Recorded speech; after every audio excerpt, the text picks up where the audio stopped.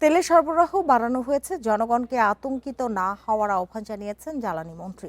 তবে প্রয়োজনের বেশি জ্বালানি তেল না কেনা তাগিদ দিয়েছেন ইকবাল হাসান মাহমুদ টুকু। সোমবার রাজধানীতে নিজ বাসায় সাংবাদিকদের এসব কথা বলেন তিনি। পেট্রোল পাম্প মালিক সমিতিও বলছে 2-1 দিনের মধ্যেই পরিস্থিতির উন্নতি হবে। ইরান ও ইসরায়েল যুক্তরাষ্ট্রের হামলার জেরে জ্বালানি সরবরাহ ব্যাহত হচ্ছে। সতর্কতা হিসেবে 6 মার্চ পাম্পে তেল বিক্রি সীমা বেঁধে দেয় সরকার। 15 মার্চ রেশনিং তুলে নেওয়া হলেও পরিস্থিতি স্বাভাবিক হয়নি। 200-র বেশি সার্ভিস ও ফিচারে লেনদেনের সব বিকাশ অ্যাপে সম্ভব। ঈদের ছুটিতে রাজধানীতে যানবাহনের সংখ্যা কমলেও জ্বালানি সংকট কাটেনি। পাম্পগুলোতে দেখা গেছে দীর্ঘ লাইন, কিছু পাম্পে তেলই মিলছে না। পাম্প থেকেও বলা হলো যে পর্যাপ্ত তেল আছে, আশা করি ঈদের ছুটিতে কোনো তেলের সমস্যা হবে না, বাট আনফরচুনেটলি আমরা দেখতেছি একটা সমস্যা ক্রিয়েট হয়ে আছে।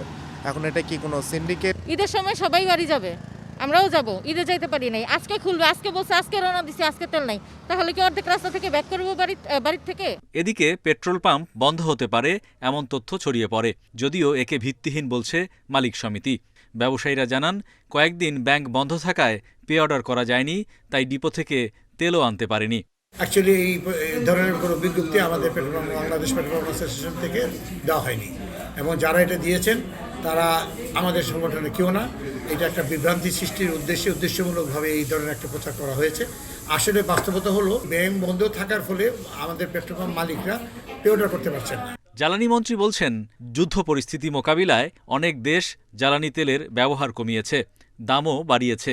বর্তমান সরকার ভর্তুকি দিয়েও তেল সরবরাহ স্বাভাবিক রাখার চেষ্টা করছে। পেট্রোল পাম্পের সামনে দীর্ঘ লাইন, ভাবছি এখানে প্রত্যেকেই কোঅপারেট করতে হবে। আমিও জনগণের কাছে এবং যারা নাকি গাড়ি চালায় তাদের কাছে আমার একটা আহ্বান থাকবে যে আপনারা প্রয়োজনের বেশি তেল নিয়েন না। আমরা তেল সরবরাহ করছি এবং সরবরাহ করে যাব, আমরা যতক্ষণ পারবো আমরা চেষ্টা করে যাব। মঙ্গলবার চালু হচ্ছে ব্যাংকিং সেবা, ফলে পে অর্ডারের বিপরীতে ডিপো থেকে জ্বালানি তেল সরবরাহ বাড়বে আশা ব্যবসায়ীদের। Hari Saha, independent news, Dhaka.